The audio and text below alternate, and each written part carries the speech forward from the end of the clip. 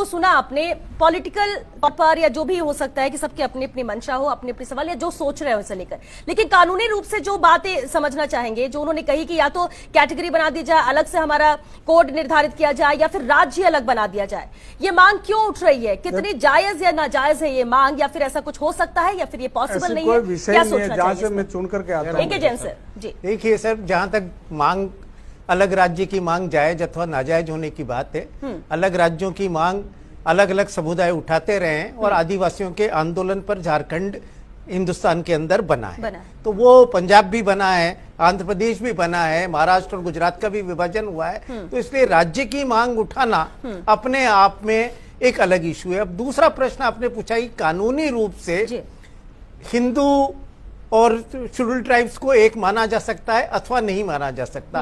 पहली चीज तो कॉन्स्टिट्यूशन जाति के, धर्म और इसके आधार पर ये राजनीतिज्ञों का खेल है। हमारा संविधान तो धर्म और जाति के आधार पर किसी तरह का भेदभाव से इनकार करता है। सिर्फ आर्टिकल 341 और 342 में जो शेड्यूल्ड कास्ट और शेड्यूल्ड ट्राइब है या इकोनॉमिकल या सोशली बैकवर्ड क्लासेज है, उनके लिए रिजर्वेशन देने के अलावा।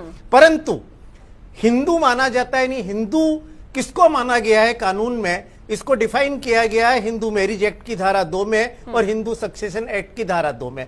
दोनों की दोनों आइडेंटिकल है। उसमें जो हिंदू शब्द कहा गया है उसमें हिंदू धर्म को होता है वैष्णव, लिंगायत को मानने वाले, प्रार्थना समाज, आर्य समाज, ब्रह्म समाज को मानने वाले, इसके अलावा बौद्ध, सिख और जैन। और इसके साथ ये कहा गया कि जो मुसलमान नहीं है, जो ज्यू नहीं है, पारसी भी इसमें शामिल नहीं किए गए, जो ज्यू नहीं है या ईसाई नहीं है और जो अदरवाइज किसी और कानून से गवर्न नहीं होते, उन पर एक मिनट आगे सुन ला। हिंदू, ये आधा सुना आपने मैंने यह।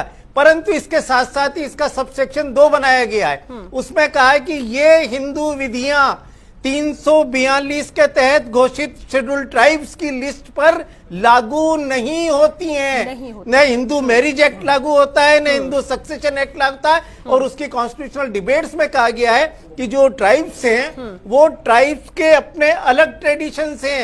हर ट्राइब्स का अपना अलग अलग नियम। ये मामला सुप्रीम कोर्ट में गया। सुप्रीम कोर्ट में मधु किश्वर, जाने माने पत्रकार हैं, Madhu Kishwar versus state of Bihar के नाम पर 1996 का निर्णय। उसमें कहा आदिवासियों पर न शरीयत लागू होता है, क्योंकि कुछ ट्राइब्स मुस्लिम भी हैं, कुछ ट्राइब्स ईसाई भी हैं।